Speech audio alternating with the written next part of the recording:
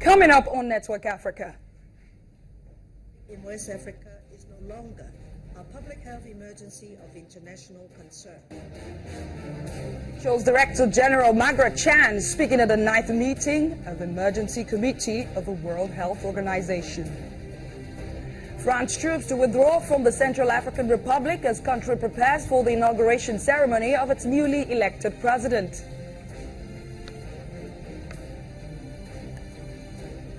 And U.S. Assistant Secretary of State Linda Thomas-Greenfield reiterates America's support for Nigeria in its fight against corruption and terror.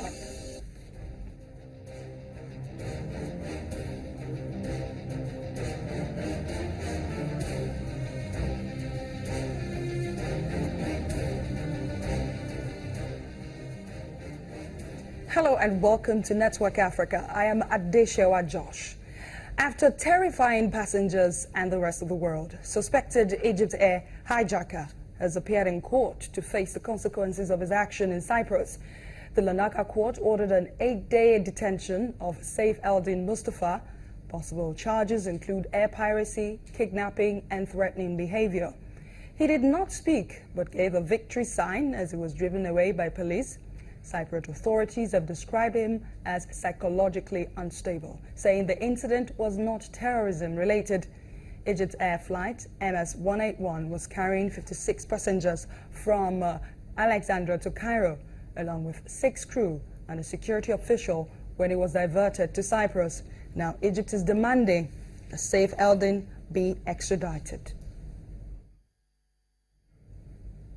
A ship full of weapons reportedly heading towards Somalia has been impounded by French naval forces patrolling the northern Indian Ocean.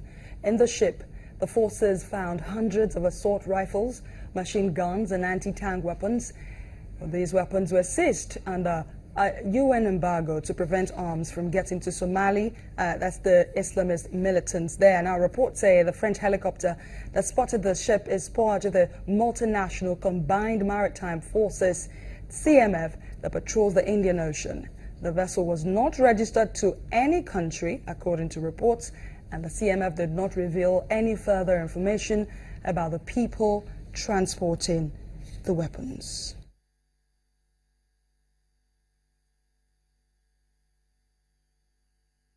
Now let's bring you the Big Six arms exporter.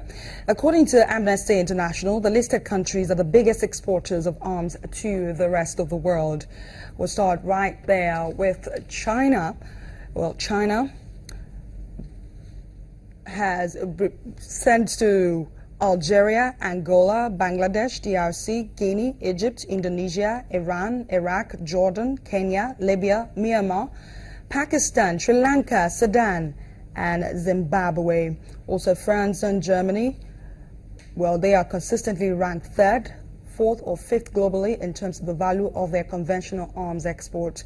Russia is the 2nd largest arms trading country globally by value of exports and will exert a major influence in ATT negotiations. Then you have the United States of America, is by far the world's largest arms trader, accounting for around 30% of conventional arms transfer in terms of value.